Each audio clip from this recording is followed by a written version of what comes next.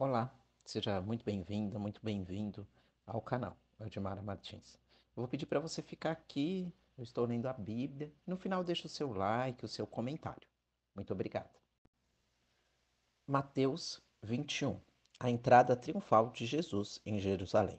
Quando se aproximaram de Jerusalém e chegaram a Betfage, ao Monte das Oliveiras, Jesus enviou 2 discípulos, dizendo-lhes: Ide ao povo que está adiante de vós, e logo encontrareis uma jumenta amarrada e um jumentinho com ela. Desamarrai-a e trazei-os a mim. E se alguém vos disser alguma coisa, respondei: O Senhor precisa deles e logo os enviará de volta. Isso aconteceu para que se cumprisse o que havia sido falado pelo profeta. Dizei à filha de Sião: Eis que o teu rei vem a ti, humilde e montado num jumento, num jumentinho, cria de animal de carga.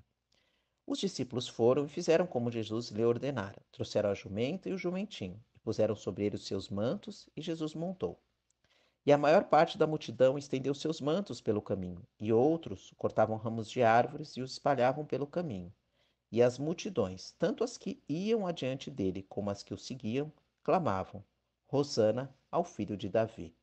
Bendito quem vem em nome do Senhor. Hosana nas alturas.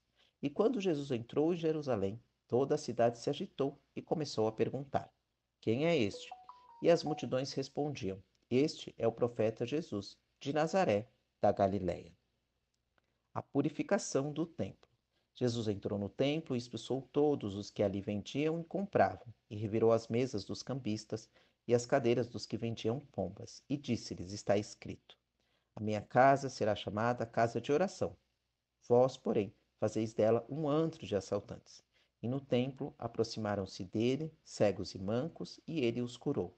Mas ao verem os milagres que ele realizara e os meninos que gritavam no templo, Hosana ao filho de Davi, os principais sacerdotes e os escribas indignaram-se e perguntaram-lhe: Estás ouvindo o que eles estão dizendo? E Jesus lhes respondeu: Sim, nunca lestes. Da boca de pequeninos e de bebês obtivestes louvor? E deixando-os, saiu da cidade para Betânia e ali passou a noite. A figueira infrutífera. De manhã, ao voltar à cidade, teve fome, e avistando uma figueira à beira do caminho, aproximou-se dela e achou somente folhas. Então lhe disse: Nunca mais nasça fruto de ti. E a figueira secou imediatamente. Quando os discípulos viram isso, perguntaram admirados: Como a figueira secou assim de imediato? Jesus, porém, lhes respondeu: Em verdade vos digo que se tiverdes fé e não duvidardes, não só fareis o que foi feito à figueira, mas até se disserdes a este monte: Ergue-te e lança-te no mar, isso será feito. E tudo o que pedirdes em oração, crendo, recebereis. A autoridade de Jesus e o batismo de João. Jesus entrou no templo e, quando ensinava, os principais sacerdotes e os líderes religiosos aproximaram-se dele e perguntaram: Com que autoridade fazes essas coisas? Quem te deu essa autoridade? Jesus lhes respondeu: Eu também vos farei uma pergunta. Se me responderdes de igual modo, vos direi com que autoridade faço essas coisas. De onde era o batismo de João? Do céu ou dos homens? Eles então se puseram a discutir entre si. Se dissermos é do céu, ele nos dirá: Então por que não crestes nele? Mas se dissermos é dos homens, tememos o povo, porque todos consideram que João é um profeta.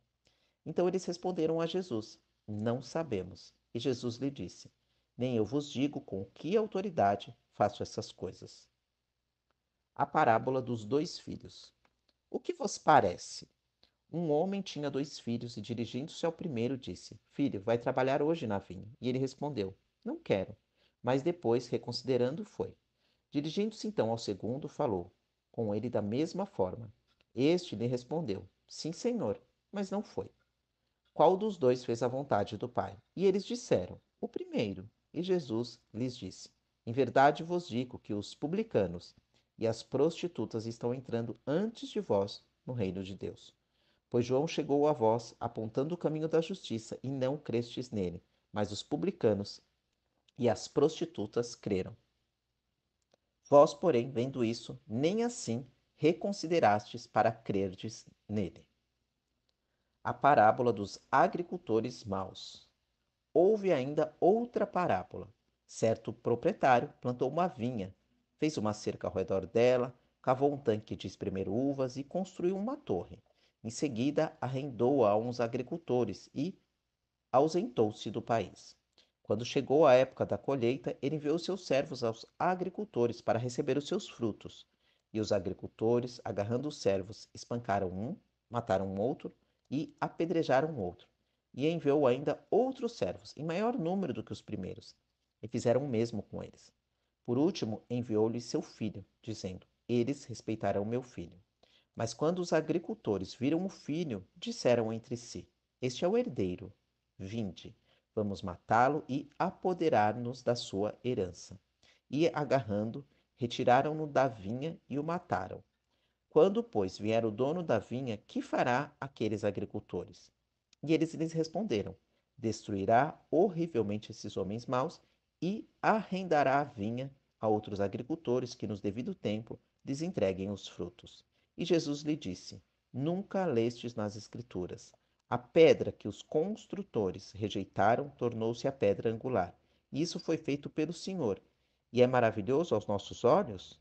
Portanto, eu vos digo que o reino de Deus vos será tirado e será dado a um povo que dê frutos. E quem cair sobre esta pedra será despedaçado, e aquele sobre quem ela cair será reduzido a pó.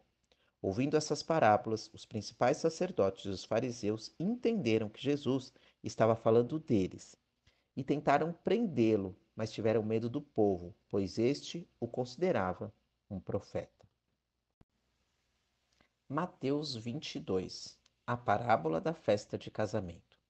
Então Jesus voltou a lhe falar por meio de parábolas, dizendo: O reino do céu é semelhante a um rei que celebrou o casamento de seu filho, e enviou seus servos para chamar os convidados para a festa de casamento, mas estes não quiseram vir. Depois enviou outros servos, ordenando: Dizei aos convidados: Meu banquete já está preparado. Meus melhores bois e novilhos já foram abatidos, e tudo está pronto. Vinde para o casamento. Eles, porém, fizeram pouco caso do convite e foram um para o seu campo, outro para os seus negócios. E os outros, agarrando os servos, maltrataram-nos e os mataram. Mas o rei ficou furioso e, enviando seus exércitos, ele destruiu aqueles homicidas e incendiou a cidade deles. Então disse aos servos: Na verdade, o banquete de casamento está preparado, mas os convidados não eram dignos. Ide pelos cruzamentos das ruas e convidai para o casamento quantos encontrardes. E aqueles servos saíram pelas ruas e reuniram todos que encontraram, tanto maus quanto bons. E o salão nupcial ficou cheio de convidados. Mas quando o rei entrou para ver os convidados, encontrou ali um homem que não se vestia de trajes nupciais e perguntou-lhe: Amigo, como entrastes aqui sem trajes nupciais? Ele, porém, calou-se. Então o rei ordenou aos servos: Amarrai-lhe os pés e as mãos e lançai-os nas trevas exteriores. Ali haverá choro e ranger de dentes, porque muitos são chamados, mas poucos escolhidos. Sobre o dever de pagar impostos. Então os fariseus retiraram-se e decidiram entre si sobre como o apanhariam em alguma palavra, e enviaram-lhe seus discípulos, juntamente com os herodianos, para dizer: Mestre, sabemos que és verdadeiro, ensinas o caminho de Deus segundo a verdade e não deixas que ninguém te influencie, pois não consideras a aparência dos homens. Dize-nos, pois, o que te parece? É correto pagar tributo a César ou não?